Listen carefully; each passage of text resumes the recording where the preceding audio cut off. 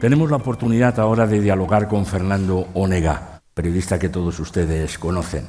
Periodista veterano, colega, bienvenido, Fernando. Muchas gracias, encantado. Se me hace un poco extraño que no estemos tú y yo hablando de la transición, ¿no? y que no te preocupe, no te pregunto yo a ti por el puedo prometer y prometo de tu autoría, porque como me dijiste un día, Adolfo Suárez puso la música y tú le pusiste la letra, ¿no? Sí, algo así. Fernando es el presidente de 65 y más. Y tenemos mucho interés de ver eso. ¿Qué puedo prometer y prometo a los mayores en los próximos años? ¿Cómo ves tú la situación, Fernando? Porque reflexionas sobre ella, escribes sobre ella y promueves un medio de comunicación sobre esta cuestión específica, ¿no? Sí. Traigo aquí apuntados 4 notas que, si me permites, Adelante. Las miro, por lo menos. La primera es que estamos ante una de las grandes revoluciones del siglo XXI. Sin duda alguna. El cambio climático, las demás, y el envejecimiento de la población. Y no hay la sensibilidad periodística e informativa suficiente para captar eso. Lo que nosotros pretendemos, dicho de una forma ciertamente ampulosa en 65 y más, es ser testigos y narradores de esa revolución que se está produciendo. Segundo, creo que falta sensibilidad y formación en las redacciones. Yo estoy a veces viendo la televisión y me encuentro con una entradilla de vídeos y con unos vídeos que dicen que ha sido atropellada una anciana de 60 años. Si esa es la terminología, entonces el señor Feijóo, que tiene 63, es un anciano retirable, cosa de la que se encarga Pedro Sánchez, y yo, que tengo 77, pues soy un trasto viejo que no valgo para nada. Tercero, estamos en un país de larga vida, con una esperanza de vida muy amplia, me parece que la más importante o la más larga después de Japón, pero estoy escuchando a expertos que saben de eso, de medicina. No estamos en los primeros lugares, ni mucho menos en salud de la gente mayor. Con lo cual ahí hay una deuda que tenemos, o que tiene la sociedad, o tiene el Estado con los mayores. Y la última... A pesar, Fernando, no, perdona, pero a pesar del sistema sanitario que tenemos, que está reconocido que es uno de los mejores, pero no en el segmento de mayores, es lo que está diciendo. Exactamente, exactamente. Yo acabo de pasar ahora una etapa complicada con un trasplante de riñón y entonces he vivido dentro muchas cosas, dentro de los hospitales. La que más me ha impresionado es que estoy en el límite de que me hagan una nueva operación de ese tipo. Es decir, que yo tuve la fortuna de que mi mujer me regaló un riñón, pero si no, a lo mejor estaba condenado a vivir en diálisis el resto de mi vida. Y no sabéis lo que es eso. Y no sabéis la cantidad de gente que está sufriendo eso. Yo he visto personas en diálisis del Hospital Ramón y Cajal que llevan 15 años pasando cada 2 días esa tortura de la diálisis. Y luego, el último apunte es que, hablando de economía, lo primero que hay que hacer es reconocerle a la generación de jubilados que son las que han salvado a las generaciones nuevas, sobre todo en la pandemia, las que están permitiendo que vivan los jóvenes que no pueden alquilar una casa ni mucho menos comprarla, y sin embargo tienen un aumento del coste de la vida inmenso, no por lo que sube en la estadística la inflación, sino porque van a conciertos, porque tienen que participar en la vida social, etcétera, etcétera, y es un modo de vida muy caro. Eso es exactamente así. Volvamos a las redacciones y a nuestro mundo, ¿no?, de comunicación. Hombre, ya siempre habrá un despistado que ponga una anciana de 60 años, cada vez menos, ¿no?, porque sí, esto ya, desde luego, está avanzando, ¿no? Estamos cambiando. Pero es verdad, en las redacciones, pasó en otros sectores, no solamente en el mundo mediático, de las empresas mediáticas, se jubiló la experiencia, por lo general, antes de tiempo. Sí. Con lo cual hemos tenido algunos problemas. Y algunos problemas es que entonces los jóvenes no tenían tampoco de qué aprender. Entonces decía, bueno, que se vaya este director que es mayor, que se vaya este redactor jefe que es mayor. Y ahí está el origen, digamos, de muchos problemas. ¿Qué hacemos para ir, digamos, formando a todo el mundo? ¿Qué sugieres? ¿Cursos? ¿Una conferencia? ¿Algún testimonio?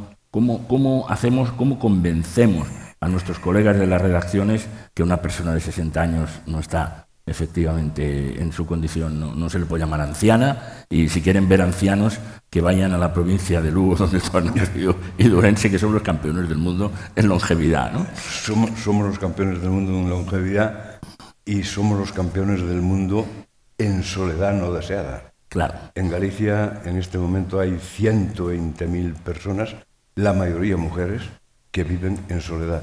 La última semana de agosto, solamente la última semana de agosto, y en la provincia de La Coruña, fueron encontradas 5 personas muertas que llevaban muertas un tiempo indeterminado en sus hogares.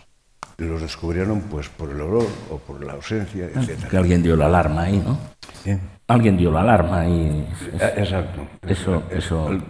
Habrá tenido que dar 5 alarmas, Ya. porque con una sola no descubres todo lo que ocurre.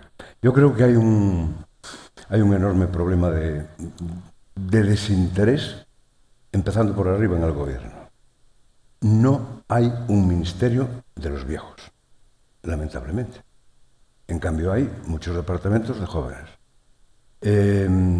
Hay un ministerio que es una vicepresidencia del gobierno, que es la segunda vicepresidencia, que lleva como segundo apellido y reto demográfico.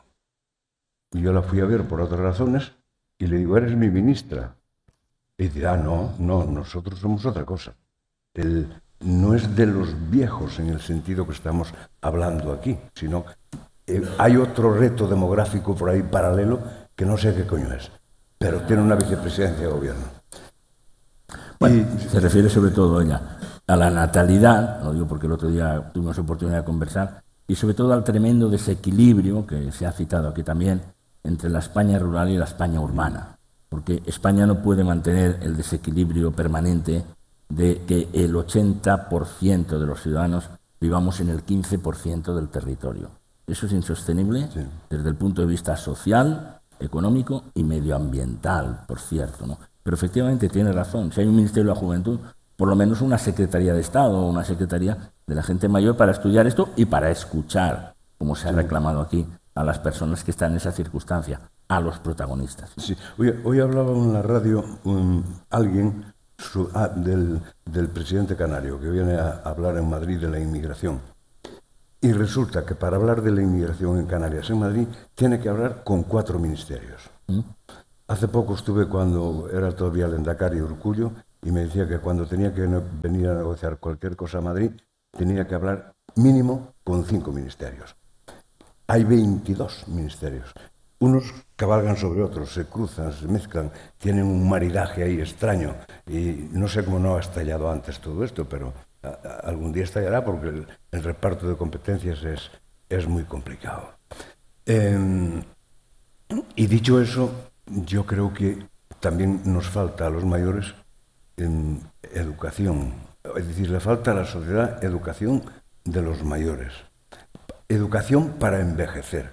Hace una semana estuve en el dentista, yo voy a todos los médicos al día, y me decía, recuerda que pasados los 65, los pantalones hay que ponérselos sentado,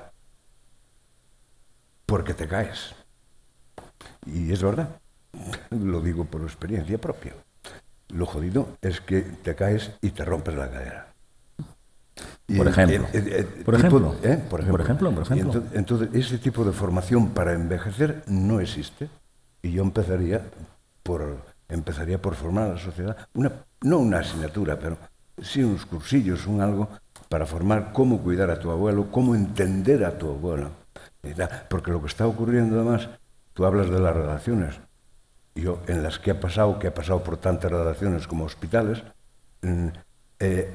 al mayor que había se le miraba mal, le llamaban el abuelo. El llamarte el abuelo en una redacción es condenarte al silencio y a la marginación. Y sospecho que eso ocurre en bastantes sitios. Mi hijo pequeño acaba de terminar ahora la carrera de ingeniero informático. Tiene ofertas de trabajo, una cada día por lo menos. Desde luego. Y está trabajando además desde el día 1. Pero van a la explotación del chaval joven. Eso explica la explotación de los jóvenes, pero explica también por qué se margina a los viejos. porque el viejo es más caro y no se le pueden hacer ese tipo de ofertas de un empleo de ingeniero por 2.000 euros. ¿Es así? Es así. Lo estoy viviendo. Y esta jubilación anticipada a la que yo hacía referencia antes en las redacciones, pero se puede llevar a las telecomunicaciones, se puede llevar a la banca, se puede llevar a tantísimos sectores, yo creo que a todos. Prácticamente está en relación con esto de que el jefe de sección o el redactor jefe ya cobra más, es más caro, y entonces lo sustituiremos por un chico que acaba de llegar, que está muy bien. Y dentro de poco por la inteligencia artificial. Pero sí, bueno. pero que luego no pueden y no tienen con quién aprender, no tienen referencia, sí, y que luego se producen pues esas circunstancias tremendas. Yo recuerdo que cuando Caja Castilla-La Mancha fue intervenida por el Banco de España en uno de los programas más conocidos de, bueno, pues una chica mandaron allí a una redactora a la puerta de una sucursal de Castilla-La Mancha y de esa caja. Y venía una señora que la pobre no sabía que se iba a encontrar con la tele, sino probablemente pues hubiera venido de otra manera, y asustada le dijo: señora, ¿usted tiene dinero aquí? Sí. ¿Usted ya sabe que ha sido este banco intervenido por el Banco de España? Casi le da un infarto a la señora, ¿no? Alguien en la redacción le tiene que decir: mira, si hay un dinero seguro en España hoy es el de esa caja, porque ha sido intervenido por el Banco de España. Otras no lo sé cómo irán, pero nadie está en las redacciones para decirles eso. Y nadie está en las redacciones para llamarles la atención sobre esta cuestión de, oye, hay que tratar bien a todas las personas. Con todo, Fernando, ¿tú crees que en esta batalla vamos progresando algo? ¿Tienes esperanza de que esto lo vayamos cambiando? En algunas cosas sí, en otras es muy difícil. Aquí se habló antes de la soledad no deseada. Yo a ese tema, francamente, no le veo solución. Hay cosas más fáciles, como podrían ser las residencias. Es decir, a mí me asombra ir por cualquier ciudad de España, sobre todo capital de provincia, y encontrarme en cada calle un edificio oficial, delegación de no sé qué. Ahora con las autonomías el doble, 2 edificios oficiales por cada calle del centro de las ciudades. ¿Y por qué para eso hay tanto dinero que solo el mantenimiento da para mantener a miles de personas y no se hacen residencias? ¿Y por qué se dejan a la iniciativa privada, básicamente? Que las hacen y son buenas y malas. Las hay buenas y las hay malas, hay de todo. Pero no hay sitio para la gente. No hay... las que podemos pagar los pobres no son las residencias a las que aspiramos. Creo que ha sido muy positiva la lucha contra el tratamiento de los bancos, la encabezada por Carlos San Juan. Hemos hecho en 65 y más una encuesta a la que han respondido cerca de 15.000 personas y es demoledor el descontento con los bancos. En fin, se pueden hacer muchas cosas y hay cosas que no se pueden hacer. Pero volviendo a las recomendaciones que hacías, entonces algunos cursos para decir póngase los pantalones sentado a partir de determinada edad y tantas otras cosas sería muy interesante. Hemos visto antes aquí un vídeo del tricicle magnífico sobre las precauciones que debe tener uno cuando se acerca a un cajero, para que no, ojo con el que tienes al lado, etcétera, no lleves el dinero en un lugar visible, etcétera, etcétera.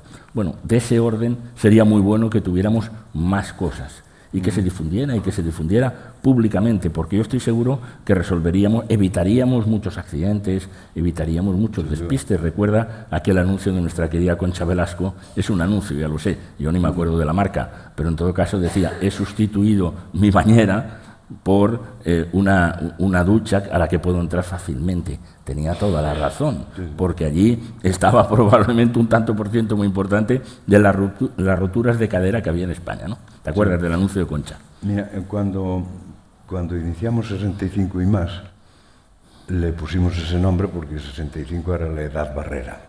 Eso es.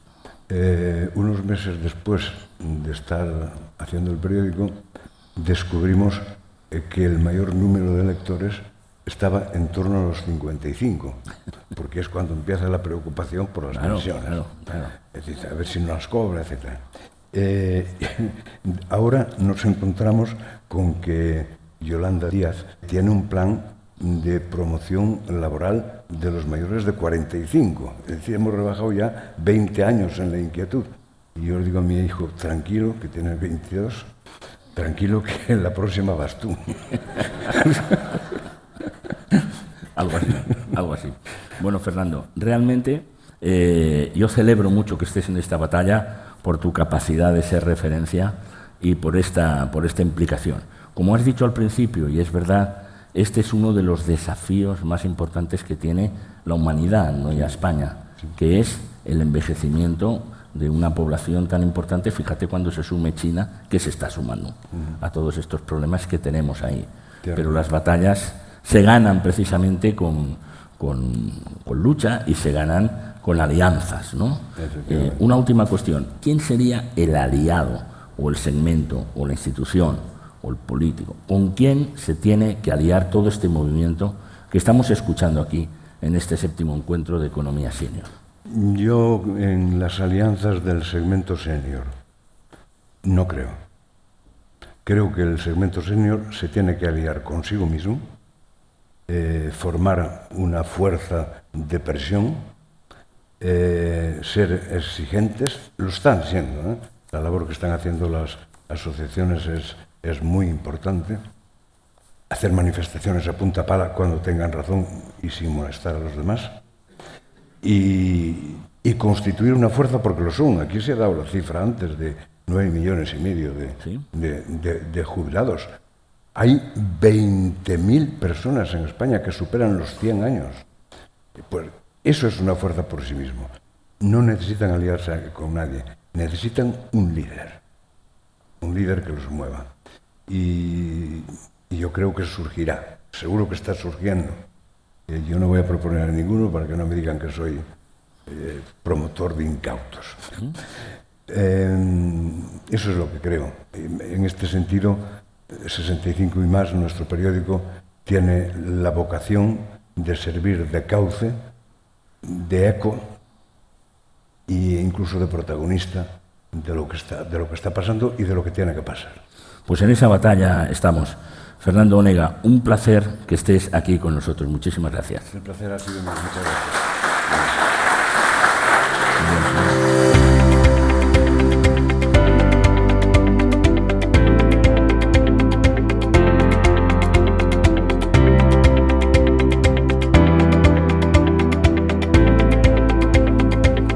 En este 7º encuentro de Economía Senior estamos hablando del envejecimiento, pero desde distintas miradas. Ya saben que empezamos con la demografía, después escuchamos a los protagonistas, escuchamos a los mayores, quejosos de que se hacen políticas sin preguntarles, y por lo tanto pasa en otros sectores también, pero pasa en este. Hemos escuchado a Fernando Onega, promotor de un medio de comunicación, 65 y más, y ahora queremos ver esta mirada al envejecimiento desde el diálogo social. Y para eso tenemos representantes de 2 sindicatos y de la COE, por tanto, de la patronal. Vamos a entrar sobre esta cuestión en los minutos que nos han asignado y con precisión vamos a ver cuál es la posición. Comenzamos por Cristina, ¿le parece? Cristina Estevez es la secretaria de Política Institucional y Políticas Territoriales de la UGT, de la Unión General de Trabajadores. Adelante, bienvenida. Muchas gracias. Pues después de ver los paneles y los interesantes paneles, yo creo que tenemos que tener una visión un poco positiva de lo que es el envejecimiento. Yo es que estoy un poco cansada del pesimismo del envejecimiento. ¿Cierto? El envejecimiento en sí es una oportunidad. Debemos de celebrar que las mejoras científicas, médicas, hayan provocado que cada vez tengamos una vida más longeva, más sana, y eso es digno de celebración. Otra cosa es cómo acompasamos esa tercera, cuarta etapa de nuestra vida. También estoy un poco cansada de que cuando hablamos de envejecimiento, asociado evidentemente al mundo de las pensiones, lo hagamos en términos meramente económicos, no hablemos de la sostenibilidad social. Y aun cuando hablemos de términos económicos, afortunadamente en los últimos años vamos viendo que el enfoque es erróneo. Cuando hablamos de sostenibilidad de pensiones, ¿qué pensamos? Gasto de la deuda pública. Pues no. Las pensiones, si son fuertes, saludables, potentes, tienen otra vertiente, que es la dinamizadora de la actividad económica. Es que las pensiones provocan una reacción, un impacto económico en un país tremendo. Por el consumo. Servicios, consumo, toda la industria ligada a él y un tremendo generador de puestos de empleo. Los últimos años, es verdad que los estudiosos de la materia ya están analizando las pensiones desde ese punto de vista. Yo creo que es el gran cambio. La transformación del panorama económico gracias a las pensiones. Últimamente hay un estudio de los profesores Bermejo y Febrero que precisamente analizaba cuál es el impacto en ratios económicos que ha tenido la reforma de pensiones del 2021, de las que somos gestores los aquí presentes en el día de hoy. Y las cifras son sorprendentes. Pues es interesante que diga esto, Cristina, porque no se conoce. Nada. No se lee. Totalmente. Y precisamente esta labor de difusión, y a partir de aquí, pues muchas personas dirán, cuidado, tenga usted otra mirada, no solamente es un gasto, oiga, sí, mire, es un estímulo, es un totalmente motor, ¿no? Yo no sé si en Comisiones Obreras ven esto del mismo modo. Carlos Bravos, el secretario de Protección Social y Políticas Públicas. Muchas gracias, Manuel. Sí, claro que lo vemos de esa manera, y lo vemos además, el sistema de seguridad social y el sistema de pensiones no pertenece a ningún grupo de población. La relación con la seguridad social la comenzamos muy pronto y nos llega hasta el final. Muy pronto, como al nacer. Al nacer empezamos a tener prestaciones, incluso antes. Pero empezamos a contribuir a financiarla desde que nacemos, sí, con los impuestos indirectos que financian una parte del sistema, desde que empezamos a trabajar, con las cotizaciones a la seguridad social que pagan prestaciones y construyen derecho propio, y luego tenemos una fase final, más prolongada últimamente, que nos beneficiamos de esas prestaciones más intensas en términos económicos, pero hemos estado recibiendo prestaciones durante todo el tiempo. Por tanto, el sistema de seguridad social es un sistema que afecta y incide en el conjunto de la población. Por eso hay que huir completamente de la idea de conflicto intergeneracional. No hay conflicto intergeneracional en torno a las pensiones. El preservar el sistema de pensiones para la población que ahora está empezando a llegar a la jubilación y que son las generaciones más numerosas, es la mejor garantía para que quien viene detrás lo pueda mantener. Pero subraya usted bien, Carlos, ese titular, no hay conflicto intergeneracional, porque lo escuchamos con mucha frecuencia, con demasiada frecuencia, y como se ha dicho aquí en este encuentro, eso es peligroso. Es muy peligroso porque enfrenta a grupos de población o intenta hacerlo, pero lo que encubre ese discurso del conflicto intergeneracional, que últimamente está teniendo algún defensor más de la cuenta, es un intento de reducir los esquemas de protección para las personas mayores sin que vaya a haber ninguna transferencia por ello para las personas más jóvenes. Por tanto, estamos hablando de que el conflicto de distribución y redistribución de renta lo acabamos convirtiendo en dualidades en la sociedad, en este caso entre el conflicto entre mayores y jóvenes, como se ha planteado históricamente entre trabajadores fijos y trabajadores temporales, entre hombres y mujeres. Bueno, conviene que seamos capaces de articular bien las necesidades que tenemos. La mejor garantía del sistema de seguridad social para las personas más jóvenes es que no lo debilitemos, ahora que tenemos ciertamente 20, 30 años de mayor intensidad en las necesidades, porque llegan generaciones muy numerosas que merecen ser tratadas igual que han sido tratadas las anteriores, y que tratarlas de esa manera, y puede hacerse, es la mejor garantía de que las siguientes también lo tengan. Gracias, Carlos. Hablamos con Olimpia ahora. Olimpia del Águila, es responsable de Seguridad Social e Igualdad en la COE, tanto en la patronal española. ¿El punto de vista de la patronal difiere, tiene matices con relación a lo que han expresado aquí los sindicatos o no? Bueno, buenos días, Manuel. Creo que tenemos la suerte de tener una mesa de diálogo social en la que todos coincidimos en la defensa del sistema que, por otro lado, nos marca la Constitución. Y en esa defensa estamos.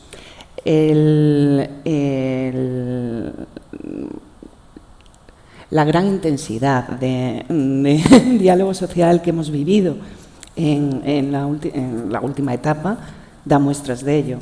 Es cierto que nosotros tenemos como patronal determinadas preocupaciones que difieren de las preocupaciones propias de los sindicatos. En nuestro caso, nuestra principal preocupación es la creación y mantenimiento del empleo. Y para eso, para poder tener, además en España tenemos un tejido productivo muy singular, constituido por, iba a decir pymes, no, micropymes, que necesitan crecer.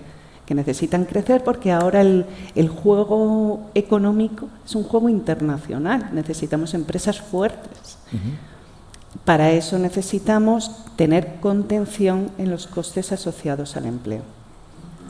Entonces, obviamente, más allá de que coincidamos en esta defensa del sistema, pues queremos que la modernización en la que estamos, modernizar un sistema de seguridad social que ha sido quizá la mejor herencia que nos ha dejado el siglo XX a nivel política económica y a nivel país. Tenemos un sistema de seguridad social que ha demostrado su fortaleza en los peores momentos, además, y que queremos cuidar. Para eso le tenemos que adaptar a las necesidades que el siglo XXI nos ha puesto sobre la mesa, que son muchas. Claro, yo no sé si las diferencias pueden estar o no, no es que me complazca buscar diferencias, simplemente lo estoy investigando periodísticamente. La verdad, y vaya por delante, les escucho hablar a ustedes tres y ya me gustaría a mí, como ciudadano español, que el patio político sonara también así, más o menos, con una partitura, ¿no? Bueno, o sea que es un ejemplo, ustedes de cómo deberían aprender de ustedes, La cultura de la seguridad social de nuestro sistema es una cultura de concertación. Seguridad social se ha construido en base al trabajo diario de los interlocutores sociales y de los diferentes gobiernos y parlamentarios. Tenemos el Pacto de Toledo, que nos gustaría incluso que fuera más activo y que tuviera española. Exportable y que no existe en otros países y, por tanto, un activo que tenemos que cuidar. Sí. Porque además sabemos que la seguridad social es lo que nos permite garantizar la paz social. Y a partir de la paz social construimos economía, construimos comercio, construimos ciudadanía. Eso es un gran titular, es una gran verdad. Y tiene razón Carlos, es una singularidad que tenemos en este país. Material de España. También lo es la transición pacífica sin revolución de por medio y sin golpe de Estado, y luego aparecen aquí muchas voces, digamos, disonantes. Pero, ¿tienen ustedes la sensación de que alguna diferencia hay, por ejemplo, sobre la fijación de la edad de jubilación, Cristina? ¿Entre nosotros? Sí. No, entre nosotros yo creo que no. Vamos a ver, todos estamos de acuerdo en la mesa de diálogo social que necesitamos un sistema público de pensiones fuerte y sostenible. De ahí el Pacto de Diálogo Social del 1 de agosto de 2011, que lo que propuso fue alargar la edad ordinaria de jubilación de los 65 a los 67. Bueno, mejor dicho, mantener ambas, porque te puedes jubilar en el 2027 con 65 si tienes 38 años y medio cotizados. Correcto. Pero mantener esas dos. Pero ese es el concepto de que, evidentemente, como hablamos, nuestra vida cada vez es más longeva, entonces hemos tenido que acomodar la edad ordinaria genérica. Pero una vez hecho eso, bajamos, que es lo que estamos haciendo en los últimos acuerdos de diálogo social, al caso particular. Hay personas que tienen que tener la posibilidad de seguir trabajando si lo desean y otras personas que es inviable que lleguen a los 65 años porque su actividad profesional reviste de una penosidad y una peligrosidad. Los mineros, tremenda. por decir algo. Pero no hace falta ir a determinadas profesiones que todos tenemos en la cabeza. Mujeres de la dependencia, el 99% de empleados de la dependencia son mujeres, dependencia a domicilio. Una mujer con 66 años que se ha dedicado los últimos 20 a la dependencia tiene una constitución física de una mujer de 70. Y nos encontramos a ancianas cuidando de ancianas. Es inviable que esas mujeres puedan llegar a los 67 años. En cambio, aquellas mujeres, voy a poner el mismo caso, que son médicos cirujanos que tienen otro nivel de responsabilidad, pero no física, no penosa, quizá quieran estar más años en su profesión para desarrollarla. Bueno, pues eso es lo que estamos diseñando ahora. O profesoras, por ejemplo. Por ejemplo. Quiero decir que es cierto que la mayoría de profesiones, actividades penosas, son feminizadas. Recaen en las mujeres, pero he querido poner en la misma balanza la cuestión de género. Eso es lo que estamos diseñando. La edad tiene que ser estándar para generar y cubrir la sostenibilidad del sistema, pero luego tiene que ir a la particularidad y en todo caso la piedra angular es la voluntariedad, no en el caso de las profesiones penosas, sino el de alargar tu vida laboral. No puede ser en ningún caso porque tu pensión sea tan escasa que debas de cubrir, ni porque sea necesario como apuntalamiento del sistema público de pensiones en ingresos. Vamos con esto de la edad, Carlos, en la ronda esta que estamos haciendo.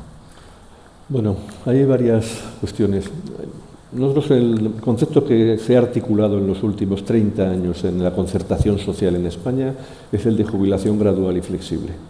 Es decir, tenemos que permitir la salida de las personas antes de o posibilitar la continuidad voluntaria en el puesto de trabajo en aquellas personas que puedan y quieran permitírselo. Con ello estamos respondiendo al incremento de la longevidad, aumenta la esperanza de vida, aumenta la posibilidad de permanencia en el puesto de trabajo. Es verdad que aquí hay una gran contradicción, que se ha mencionado en las mesas anteriores. Trabajar para que la gente pueda retrasar voluntariamente la edad de jubilación y vivir con un fenómeno de expulsión del mercado de trabajo de mayores de 55 años que no tienen posibilidad de retorno es un oxímoron. Una contradicción evidente. Absoluta. Por tanto, tenemos que actuar. Es verdad que la demografía nos ayuda, pero además de la demografía nos tiene que ayudar la legislación, nos tienen que ayudar las normas, nos tiene que ayudar la cultura empresarial y la cultura del conjunto de las instituciones en nuestro país. Pero luego hay una segunda parte, por no centrarnos solamente en los elementos de pensiones y jubilación, lo mencionaba Cristina. Una población más longeva y una población que tiene una tendencia de concentración en las edades más altas de una mayor parte de la población en los próximos años es una oportunidad, es un yacimiento de empleo, es una oportunidad de servicios. Y nosotros tenemos un problema ahí. Desde el año 2007, con la Ley de Dependencia, se articuló un sistema que se llamó el cuarto pilar del Estado del Bienestar, que está muy lejos de estar constituido y que hoy un 40% de las personas atendidas, que son en torno a 1.200.000, como más de 300.000 en listas de espera, todavía, muchas fallecen sin ser atendidas, y que van a ser más de 2 millones en 10 años, están atendidas con cuidadores familiares no profesionales. Y el modelo no puede ser el del cuidado familiar no profesional, el de una mujer mayor cuidando de una mujer mayor, que seguirá existiendo siempre, siempre habrá red familiar que funcione, pero el modelo tiene que ser el de servicios profesionales de calidad, en residencias, en centros de día, en ayuda a domicilio con mayor intensidad en las horas, en teleasistencia, es decir, en todos estos servicios que tienen que ser crecientes y a los que tenemos que dedicar una mayor atención. Y que la gente que trabaja ahí, que como decía Cristina, son muy mayoritariamente mujeres, tiene que tener reconocimiento social, formación y cualificación, reconocimiento económico y reconocimiento profesional. Y estamos muy lejos de eso. Si queremos que nuestras personas mayores, si queremos nosotros ser atendidos de la mejor manera posible, tenemos que construir el sistema y la infraestructura para hacerlo. Estamos de acuerdo. Olimpia, estaba diciendo antes, la concertación social es una garantía de la paz social. Cuando llegó el debate de que si 65 y 67, con las matizaciones que ya se han hecho aquí, yo pensé, bueno, esto va a ser realmente un conflicto muy importante. Estábamos mirando, a veces miramos el espejo francés y otros espejos, pues precisamente deforman la realidad. Porque por mucho menos, y hablando de 62 años, se llenaron las carreteras, se llenaron las calles, y digamos el concepto de paz social más bien no se veía ahí, no se veía por ninguna parte. Debemos de apuntar que el problema en Francia no era la edad, sino que se solicitaban 42 años de cotización para poder jubilar. También, pero tú lo lees y dices, sí, aquí estamos hablando de 67 y no se ha oído un ruido, permíteme que lo diga así, popularmente, estos señores por 62, pues venga, chalecos amarillos o cosas parecidas. Denos su punto de vista sobre eso, sobre la edad, si hay alguna matización desde el punto de vista de la patronal. No, creo que en esto estamos trabajando conjuntamente y la edad de 65 años es una edad icónica, casi fetiche. Fue invento, digamos, de Bismarck hace más de un siglo. Claro, ni la esperanza de vida, ni la forma de trabajar, ni el mundo que tenemos hoy se encaja ya en una edad fetiche que te expulse del mercado. Toda la estructura de jubilación, de instituciones relativas a la jubilación, ha estado girando sobre esa edad y sobre la propia naturaleza de la jubilación, que es una renta de sustitución por incapacidad para trabajar derivada de la edad. Eso ya en el siglo XXI no se lee así. Se difumina, ya no puede ser. Hasta ofensivo, probablemente. Claro, exacto. Ofensivo leerte esto. Entonces, ¿qué es lo que tenemos que hacer? Adaptarlo a nuestro siglo XXI. Siglo XXI que nos ofrece más allá, no solo retos de construcción de seguridad social derivados de la edad, también de la propia tecnología. Estamos viendo una disrupción tecnológica abrumadora que también nos va a permitir trabajar sin tanta penosidad o tanto cansancio o tanto esfuerzo físico. Por tanto, ya esta edad no puede representar, antes lo oía y me ha gustado mucho, la jubilación de la experiencia. No puede ser así, porque las empresas necesitamos esa experiencia. La propia demografía nos está haciendo buscar yacimientos de trabajadores y trabajadoras con experiencia. Por tanto, queremos avanzar en las fórmulas de flexibilidad de la jubilación, tanto en la parcialidad, pues a lo mejor ya con determinada edad, determinada experiencia, no quiero dedicar 8 horas diarias más 1 hora de trayecto, pero quiero seguir vinculado, porque tenemos una sociedad donde el trabajo marca identidad. Quiero seguir vinculado porque sé que tengo mucho que ofrecer profesionalmente. Las empresas van a necesitar además de esos profesionales. No ya solo por cuenta ajena, también los trabajadores autónomos y trabajadoras autónomas que han construido su... Y quizás son los menos cuidados. Claro. Nosotros, de hecho, ahora mismo en el último acuerdo hemos querido echar una mirada especial a fórmulas de compatibilidad que usan fundamentalmente los trabajadores y las trabajadoras autónomos. Incluye a muchos empresarios, lo digo porque usted sabe que luego dice, vamos a jubilarnos. Y un señor que ha creado puestos de trabajo y muchos, como cotizó como autónomo, cobra bastante menos de pensión que cualquiera de los empleados a los que él les dio trabajo. No estoy hablando de un caso concreto, estoy hablando de lo que pasa. De lo que pasa. Veo que hay poco matiz. Qué pena que no venga yo aquí a debatir con usted ahora. Qué pena, Cristina. Pero le digo porque le puedo presentar los casos y decirte, señor, creó 30 puestos de trabajo y cobra menos que casi todos los que están allí. Bueno, ya empezamos bien. No, vale. Porque ahora hay una cultura distinta. Antes daba igual el ingreso que tuviera un autónomo. Muchos que no pensaban en la jubilación pagaban la cuota mínima. Eso luego cuando llegas a la jubilación se paga. Ahora ya hay otro concepto, se ha hecho una pedagogía. Y en ratios lo que tiene que ser es que seas trabajador autónomo o por cuenta ajena, tu contribución tiene que estar en relación con lo que recibes. Lo que no puede ser es que un autónomo de esos antiguos, con esa mentalidad que ya creo que existen pocos, con una aportación mínima muy por debajo de la que le corresponde pagar a un trabajador por cuenta ajena, vaya a recibir la misma pensión. Eso está cambiando y, de hecho, el acuerdo que hemos firmado todas las organizaciones habla de que en los próximos 7 años, de forma progresiva, todos los autónomos tendrán la obligación de cotizar por las rentas reales, precisamente para protegerlos en el futuro y que no se vean con unos años de bonanza, no han apenas cotizado, lo han hecho por el mínimo y luego vean sacrificada su pensión. Bueno, aplazamos el debate, aunque perdona, porque he asaltado con la compañera Olimpia totalmente, que sé que está de acuerdo conmigo. Bueno, yo creo además que el acuerdo que hicimos, que es un acuerdo donde rompe unas tradiciones y una cultura en el RETA importante, que que tiene el objetivo de avanzar en la protección del trabajo autónomo. Y además con una especial atención no solo a la gradualidad, sino a la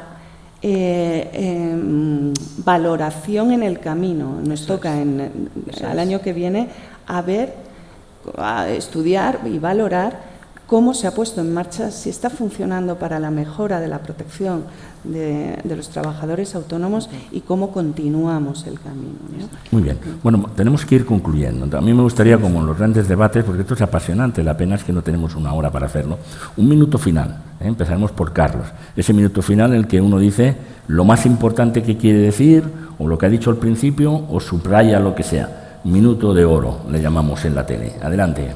No, yo pondría en valor la concertación social como un elemento diferencial y que garantiza el sistema de pensiones en España desde el punto de vista de sostenibilidad social y económica en mejor manera que ningún otro. Me gustaría contraponer algún dato.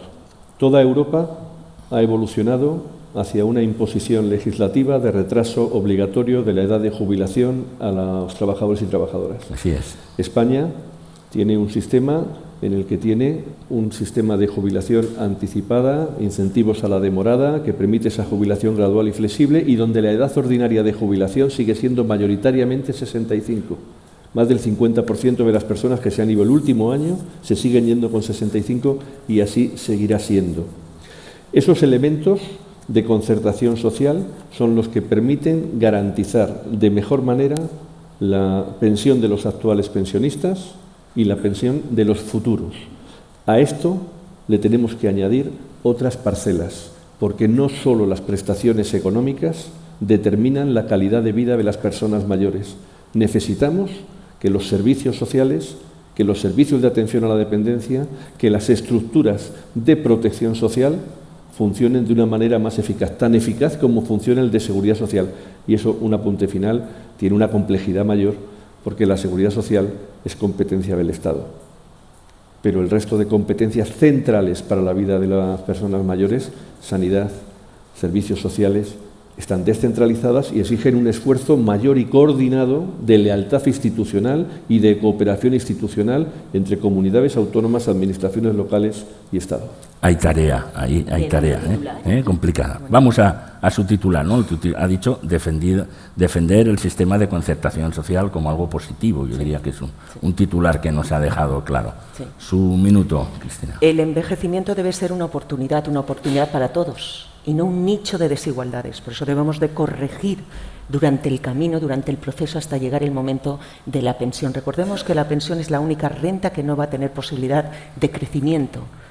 Como mucho, la podemos salvaguardar de parámetros como la inflación, mediante la revalorización ligadas al IPC. Pero una vez que uno tiene una pensión, no tiene posibilidad de defenderse. Esa es la pensión para toda la vida. Por lo tanto, las desigualdades debemos de corregirlas por el camino. Porque con esa pensión, como bien dice Carlos, hay que enfrentarse al problema de la vivienda, hay que enfrentarse a problemas del incremento de muchísimos precios, de ayuda a la dependencia que socialmente, públicamente no están funcionando.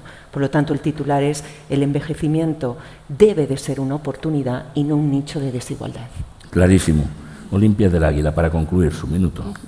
Gracias. Para salvaguardar la seguridad social y este gran instrumento estructurador, además del Estado, lo que necesitamos son, desde luego, hacerlo muy sostenible y con mucha sinergia con las necesidades sociales y las necesidades del mercado laboral. Para ello necesitamos que también sea un estímulo para la creación y el mantenimiento del empleo y, por tanto, sí que habría que actuar con cuidado sobre los costes asociados al puesto de trabajo. Necesitamos la mejor garantía de sostenibilidad de este sistema, tal y como lo tenemos, es que se mantenga o se mejore la creación de empleo. La forma de pagar más pensiones es que haya más personas trabajando por mejores salarios, y los salarios tienen mucho que ver con tienen absolutamente que ver con la productividad. Para eso necesitaremos políticas de formación, formación continua, formación para el empleo y mucho apoyo a la creación de empresas tecnológicas, empresas de gran valor añadido. Muy bien, muchísimas gracias a los tres por haber estado aquí y muchísimas gracias por la música que hemos escuchado.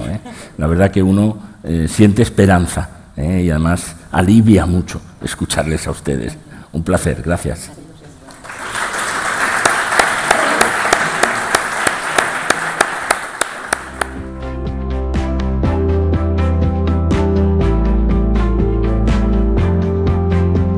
El Banco de España define la hipoteca inversa como un tipo de préstamo hipotecario dirigido a personas mayores de 65 años y con vivienda en propiedad. Entonces, a diferencia de un préstamo convencional, es aquí el titular quien recibe unos ingresos a cambio de la vivienda sin perder la propiedad y sin dejar de vivir en ella. Entonces, lo más importante es que puede seguir viviendo en ella y manteniendo la propiedad pues hasta el fallecimiento. Entonces, yo siempre muchas veces lo defino en una línea, ¿no? Que digo que es el único producto regulado que permite obtener unos ingresos de la vivienda sin perder la propiedad y sin dejar de vivir en ella.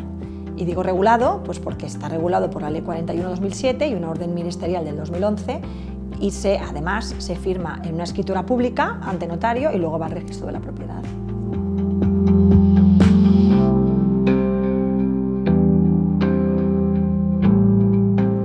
La hipoteca inversa va dirigida a aquellas personas mayores de 65 años y con vivienda en propiedad. Eso es lo primero que fija la normativa que es necesario para poderla contratar. Y entonces luego nosotros desde CASER siempre decimos que tenemos dos perfiles, ¿no? Lo que serían lo que se llaman jóvenes con tiempo libre, que son aquellas personas que llegan a la edad de jubilación encontrándose muy bien, como pasa con muchos españoles actualmente, porque somos muy longevos, y dicen, oye, pues ¿por qué no complementar mi pensión? Porque sabemos que el ahorro principal que han tenido los españoles a estas edades ha sido la vivienda, y que han ahorrado 6 veces más en vivienda que en planes de pensiones. ¿Por qué no complementar mi pensión de jubilación a costa de mi vivienda, manteniendo la propiedad, eso sí, para mis hijos, la herencia, que es lo que quieren, y poder, pues como nos dicen muchos clientes, pues oye, seguir viajando con mi mujer? O hay una señora que me dijo, pues es que yo lo que quiero es me gusta ir a la peluquería todos los meses y salir a comer con mis amigas. Luego hay personas que también lo quieren para cometer alguna reforma en la vivienda, por ejemplo, para hacerse ducha en lugar de bañera, y luego ya encontramos lo que son ya personas ya algo más mayores, que entonces dicen, ostras, es que yo lo que quiero es aumentar las horas de la chica que tengo en casa, o poderme pagar unos cuidados en el hogar, o incluso también muchas veces lo hacen para poder ayudar a familiares o a hijos.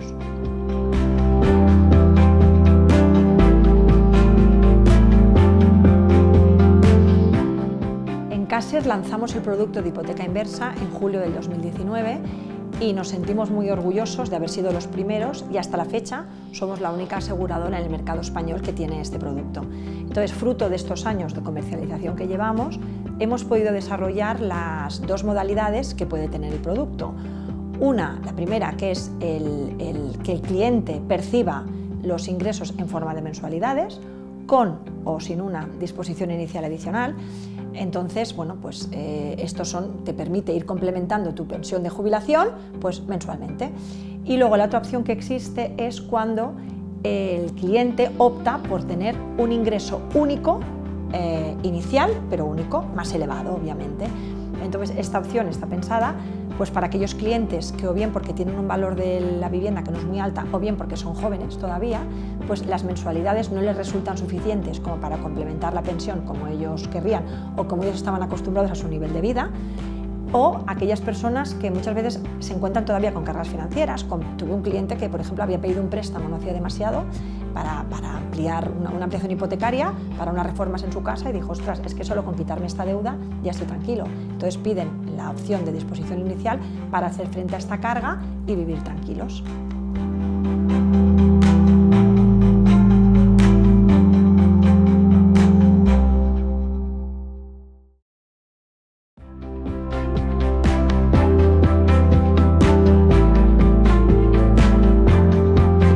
El envejecimiento de la población es ya una realidad.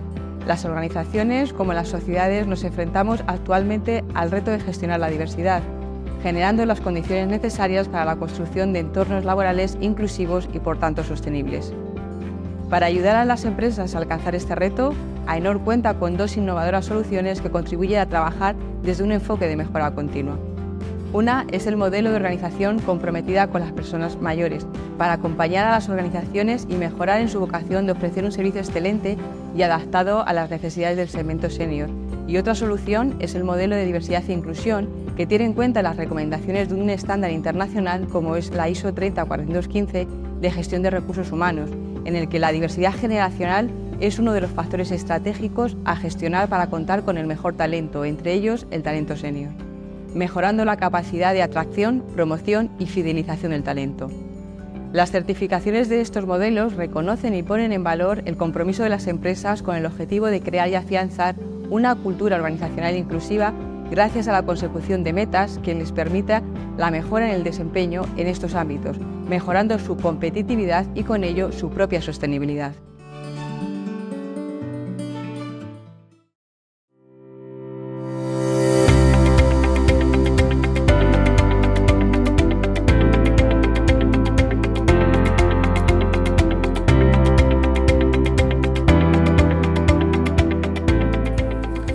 Decíamos que queremos en este 7º encuentro de Economía Senior ver este desafío del envejecimiento que tiene la humanidad, no es una cuestión española, no es una cuestión solo europea, verlo desde distintos prismas, desde distintos puntos de vista y también aterrizarlo.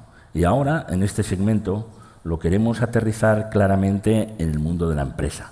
Tenemos 3 invitados en este debate que van a participar aportando su punto de vista, que para nosotros es absolutamente fundamental. Saludamos a la señora Ángeles Alcázar. ¿Cómo está?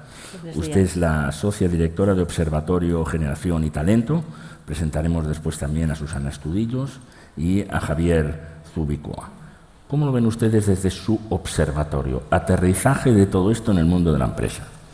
Bueno, pues vamos a ver. Desde el Observatorio Generación y Talento llevamos trabajando desde el 2015. Yo tengo que decirte que la diversidad generacional es una realidad, es un reto ahora mismo.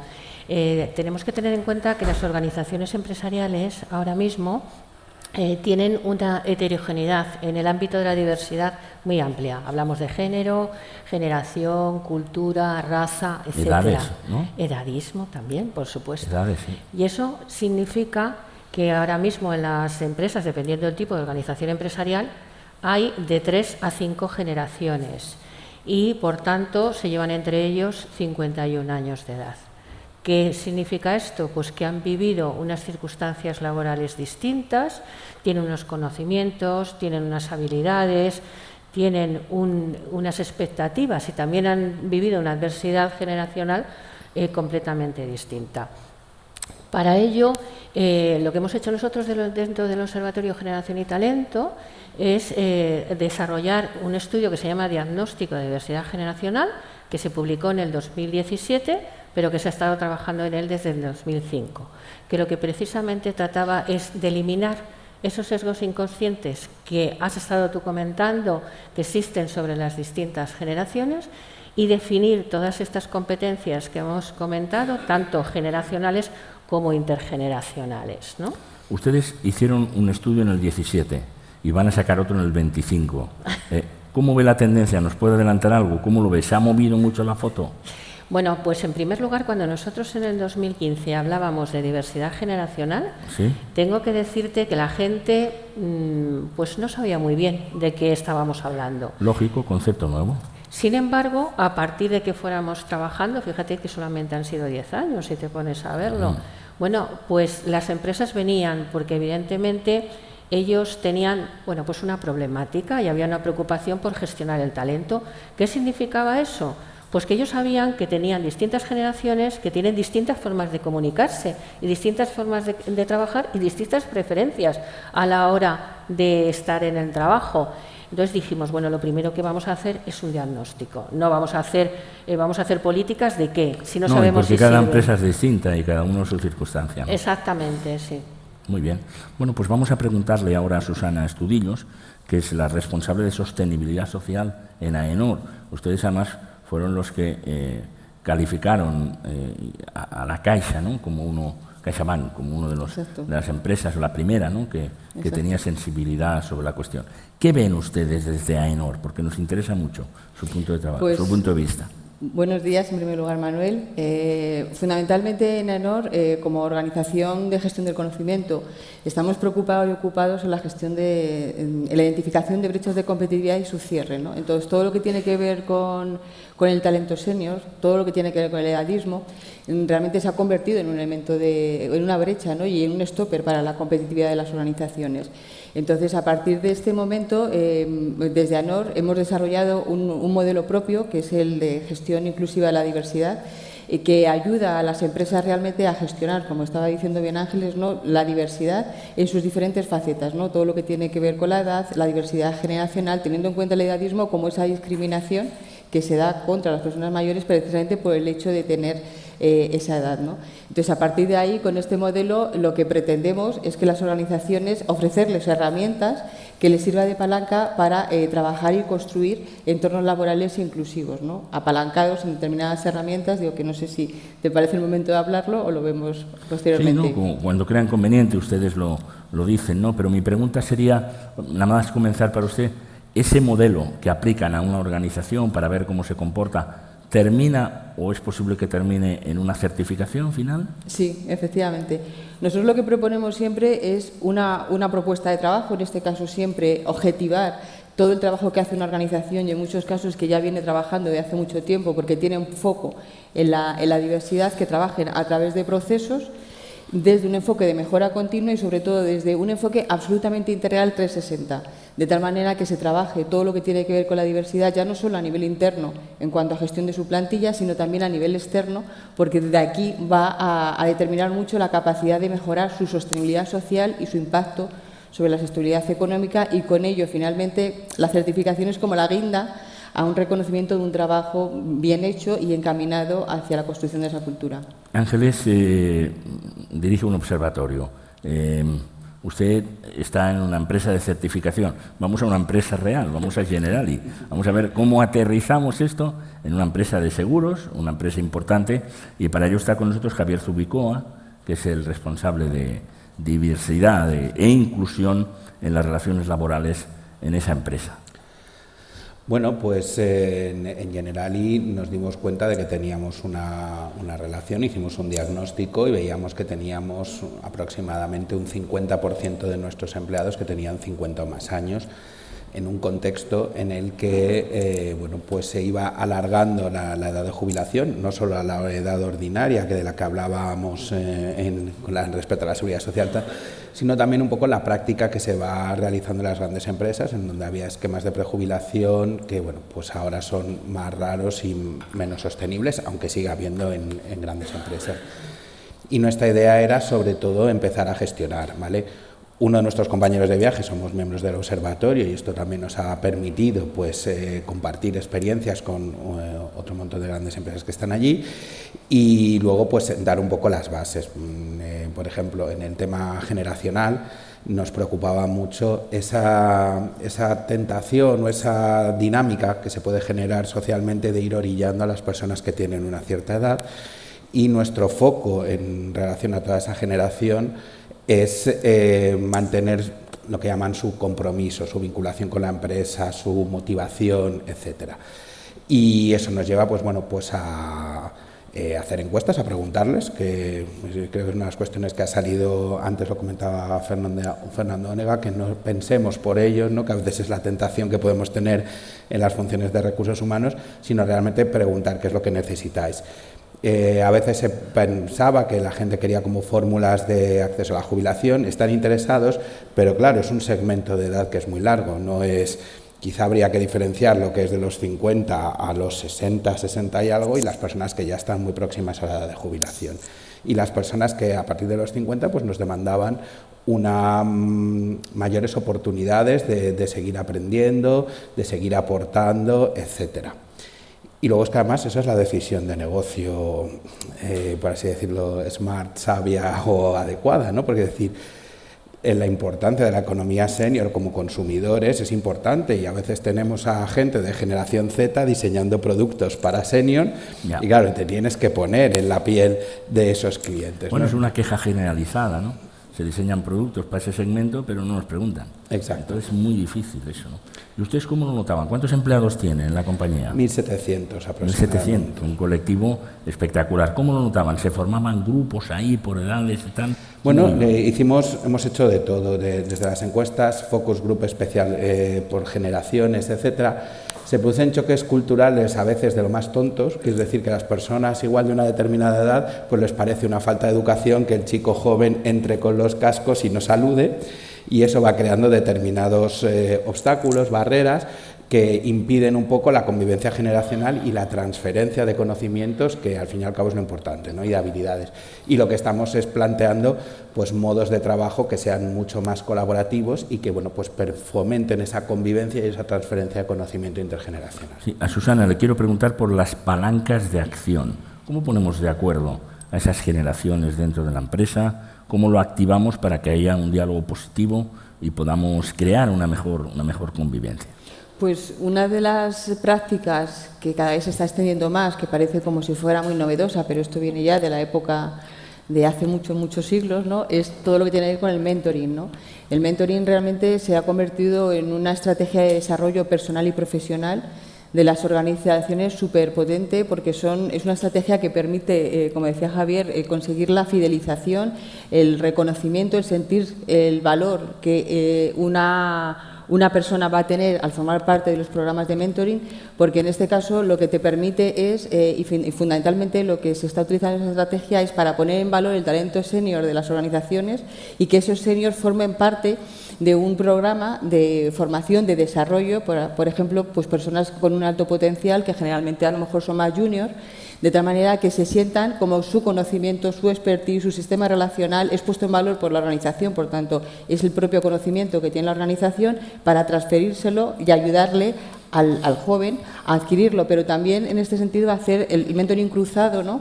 Donde el junior es el que apoya al senior, en este caso, por ejemplo, hay empresas que lo están utilizando para todo lo que es el desarrollo de aplicaciones en las organizaciones o aprendizaje digital en algo, ¿no? De tal manera que tanto uno y otros se identifican a sí mismos como que están siendo tenidos en cuenta por la organización, son puestos en valor y, por tanto, con eso incrementan las posibilidades de mejorar la percepción que tienen de pertenencia a esa organización y querer vincularse a ella, ¿no? Por tanto, afianzar esa plantilla. Sí, pero más allá de la pertenencia, ¿ese talento intergeneracional es fundamental para innovar? Total. En este sentido, como decía Emirta Casanova, fundadora y directora del Instituto Europeo para la Gestión de la Diversidad, en su libro El poder de la diferencia dice que es determinante, tengo aquí, la eficacia de una organización depende de la coincidencia del perfil de su plantilla con la clientela y la cadena de suministro. Es decir, también como decía Javier, en el momento en el que tú estás diseñando, estás creando productos para una generación determinada o un colectivo determinado y en el grupo no estás contando con esas personas, hay parte que te pierdes, porque por mucho que queramos ponernos en la piel de los demás, si yo no soy hombre, yo no puedo saber lo que percibir los hombres. Si yo no tengo unas edades asociadas a unas características determinadas, por mucho que puedo presuponer por lo que veo, pero yo no lo estoy viviendo, por tanto, no soy capaz de trasladarlo. Por tanto, la heterogeneidad es fundamental para mejorar la capacidad de innovación de las organizaciones. Muy bien. Le quería preguntar a Ángeles cosas concretas. ¿Qué pasos recomendaría en una empresa para afrontar este problema? Usted ha dicho al comienzo, primero que nada hagamos un diagnóstico para saber cómo estamos. Estupendo. A partir de ahí del diagnóstico, ¿qué pasa? Bueno, lo primero que quiero decirte para hacer el diagnóstico es que realmente las empresas viven lo que está pasando en la sociedad y lo que hemos comentado a lo largo de la mañana. Hay un envejecimiento de la población y, por otro lado, la necesidad de incorporar talento joven. Entonces, están viviendo las empresas exactamente lo mismo que ocurre en la sociedad. Y eso no quiere decir nada más y nada menos que hay que gestionar el talento de la organización si no quiere morir de alguna manera. Y para ello, ¿qué tiene que hacer? pues en mi punto de vista, 3 aspectos. Primero tiene que hacer ese diagnóstico que estamos diciendo, y ese diagnóstico no deja de ser una foto real de la compañía en el momento actual. ¿En qué sentido? Bueno, pues cuál es la plantilla en la edad media de mi plantilla, cuántas personas de los tramos generacionales tengo, ahora en este momento, dentro de 5 años y dentro de 10, cruzándolo con un mapa de conocimiento. Es decir, tengo que hacer un mapa de conocimiento de mi organización y analizarlo y cruzarlo con los datos. Establecer cuáles serían los puntos, los puestos estratégicos de la compañía, analizar cuál es la necesidad de nuevos puestos que tengo y de nuevos medios tecnológicos. Ese sería el primer paso. Cruzándolo, lógicamente esto tiene que ver mucho con el objetivo que se fije la compañía en materia de gestión de talento y gestión de la diversidad general. Como bien ha dicho ellos, dependiendo si estamos hablando del talento senior, si estamos hablando del talento junior. ¿Para qué? Porque tenemos que saber, en primer lugar, el negocio. ¿Qué necesidades tiene el negocio? La dirección de la empresa va a liderar ese proyecto de acuerdo con los objetivos y, muy importante, cómo van a asumir ese objetivo que se ha fijado la empresa de gestión de talento de la diversidad generacional, cómo lo tiene asumido y lo va a transmitir. Y también importantísimo, las expectativas del colectivo al que se está dirigiendo. Si nos estamos dirigiendo a un talento senior, ¿qué es lo que quieren ellos dentro de la compañía para establecer esas políticas? Y por último, muy importante, yo creo que dentro de ese plan estratégico la formación juega un papel fundamental en adquirir habilidades nuevas y, por otro lado, también reciclar las necesidades. Javier, aterricémoslo siempre, y a mí me gusta buscar en las empresas. Por ejemplo, buscan ustedes jóvenes para trabajar, buscan talento. No es fácil, porque este es un país, además, en el que seguimos teniendo 2,5 millones de parados, y yo veo miles de empresarios buscando gente para trabajar. Algo pasa, no se encuentran. ¿Qué hacen ustedes? A ver, pues, y además siendo un sector como el asegurador, que igual no es el más atractivo para un público joven. Pues sí, sí. ¿No? Entonces, lo que es cierto también es que luego el público joven, y muchas veces, contrariamente a lo que parecemos, que parece que quieren movilidad total y cambio y tal, a veces son más conservadores en sus planteamientos y quieren una estabilidad, buscan unos márgenes de conciliación de su vida personal que no venía tan de serie en otras generaciones.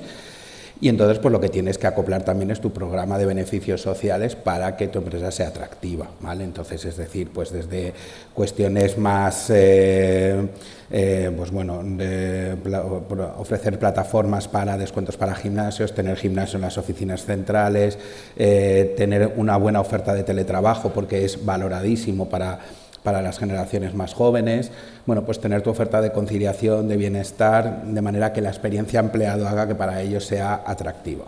Además, es una generación que también pone mucho foco en los valores, en el voluntariado, en la diversidad, tienen unas causas como que necesitan que su empresa esté comprometida con las causas y que además sea un compromiso real. Por lo tanto, bueno, pues también tienes que evidenciar todas estas cuestiones, ¿vale? Déjeme especular. A lo mejor es un segmento de jóvenes que viene un poquito baqueteado, ¿no? Porque su primer contacto laboral ha sido de mucha sobreexplotación. Pienso en grandes empresas, también consultoras y tal, que hay unos horarios absolutamente dolorosos, ¿no? Para los jóvenes. Y hay jóvenes que vienen o por esa precariedad en el trabajo, cuando uno encuentra la posibilidad de tener un cierto remanso de estabilidad, vamos a crecer, vamos a parar aquí, a lo mejor resulta que ese segmento es no a los que buscan el primer empleo, sino a los que vienen castigados de otro. Una sugerencia, ¿no? Es que el concepto primer empleo, ahora con las becas, formaciones, másteres, prácticas de máster, prácticas de fin de grado, bueno, pues es distinto a lo que había en generaciones anteriores. Entonces ya con experiencias cuasi laborales en muchas ocasiones, poco remuneradas, etcétera. Entonces, efectivamente, no es como un primer empleo de lo que venía siendo al uso hace unos años. Efectivamente. No, Susana, yo lo quería plantear. Hemos hecho una referencia a la innovación. La relación intergeneracional es bastante vital, nos decía usted, para la innovación. Pero díganoslo, ¿cuánto lo es para la sostenibilidad? Por favor. Pues es vital. Para la sostenibilidad social de todas las entidades fundamentalmente está basada como en 3 pilares fundamentales. Todo lo que sería el eje de la igualdad, que en definitiva es lo que estamos buscando, y a lo largo de la mañana se está hablando, ¿no? Todo el tiempo hablábamos de igualdad entre las personas, independientemente de las edades, la gestión inclusiva de la diversidad y todo lo que tiene que ver con la acción social de las organizaciones, ¿no? Entonces, realmente la gestión de la diversidad tiene que ser una gestión estratégica de la diversidad, como bien decía Ángeles, que se debe incorporar en el modelo de negocio. Por tanto, ¿hasta qué punto las empresas están trabajando desde este enfoque, de esta mirada, en el que la diversidad, que no es un tema puramente social y que lo trabajamos en el Departamento de Personas y ya está, sino que la propuesta de AENOR en este sentido y que está alineada es absolutamente ese trabajo 360, ¿no? De, tanto con la clientela, con la cadena de suministro, es decir, que la empresa haga también de palanca de las otras empresas para que trabajen en materia de igualdad. Y eso es lo que va a permitir mejorar en sostenibilidad social de su compañía y del entorno en el que opera, y con ello redundando en lo que es la propia sostenibilidad económica de las empresas en el mercado en el que estamos a día de hoy. Perfecto. Bueno, vamos a ir concluyendo. Ya saben ustedes, un minuto final para plantear, subrayar el titular principal que nos hayan querido decir. Me gustaría que fuéramos a ese minuto final, no reabriendo temas, sino subrayando qué es lo que tenemos. Javier, ¿qué diría usted en ese minuto final? Bueno, pues que el talento senior es clave en la economía, tanto por una cuestión de justicia social, de igualdad de oportunidades. 2, para mantener el compromiso de esas personas, que además son un importante porcentaje de la fuerza laboral de este país. Y 3, porque es una decisión adecuada de negocio si queremos, bueno, pues amoldar nuestros productos y servicios a las necesidades de nuestros clientes, que son diversos y que hay un porcentaje. Perfecto, mensaje clarísimo. Ángeles. Bueno, pues yo creo que la diversidad generacional es un reto, y es un reto de las organizaciones. Detrás del Observatorio Generación y Talento hay 37 más o menos empresas que están preocupadas por esta materia. Creo que gestionar la diversidad generacional es importante porque realmente es uno de los valores más importantes de la compañía. La compañía no será tal si no tiene una buena gestión de personas. Y hoy en día, en el trabajo hay que ser feliz, además de producir, y de alguna manera, si tú estás contento, date cuenta de la cantidad de horas que pasamos en el trabajo, esa empresa, ese trabajo, ese entusiasmo irá hacia adelante. Tiempo ahora para concluir. Susana Estudillos, adelante, de AENOR. Bien, pues yo para concluir decir que, como decíamos antes, ¿no?, que el posicionamiento de las empresas a día de hoy y en el futuro va a depender mucho de la capacidad que tengan, ya no solo de reconocer la diversidad generacional, sino la gestión estratégica desde este enfoque 360 en su modelo de negocio, ¿no?, y que esa es la propuesta que hacemos desde AENOR. Muy bien. Muchísimas gracias. Gracias a todos.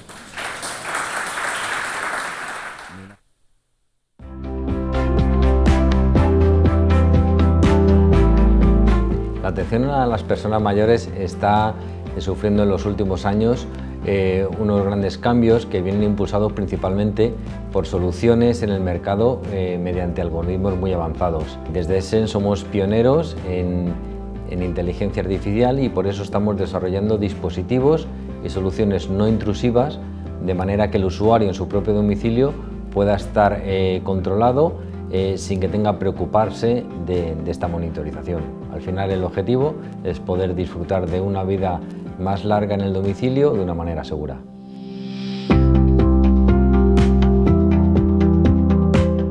Estamos muy orgullosos desde Essence en presentar nuestro nuevo dispositivo para materia de detección de caídas llamado Umbrella. Aparte de la detección de caídas, dispone de geolocalización y esto es muy importante porque los datos que son recogidos a través de un algoritmo muy avanzado son enviados para detectar no solo las caídas, sino eliminar todas las falsas alarmas que tan importantes son en nuestro sector. El dispositivo Umbrella es de tamaño reducido y dispone, aparte del botón de pulsación de emergencia, de un altavoz bidireccional para que el usuario, en caso de ser necesario, pueda contactar.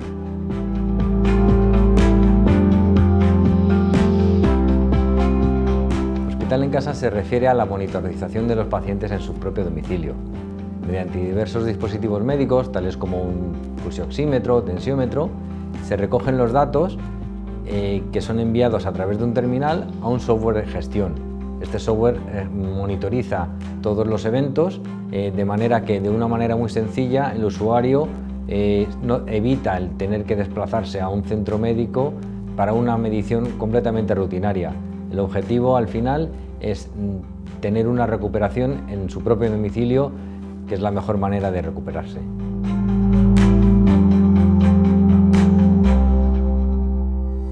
Aquí finaliza esta sesión del 7º encuentro de Economía Senior. Esperamos que haya sido de su interés. Damos las gracias a todos ustedes por seguirnos, a todos los patrocinadores, a todos los ponentes y, por supuesto, a los organizadores, a CaixaBank y a Senior Economy Forum.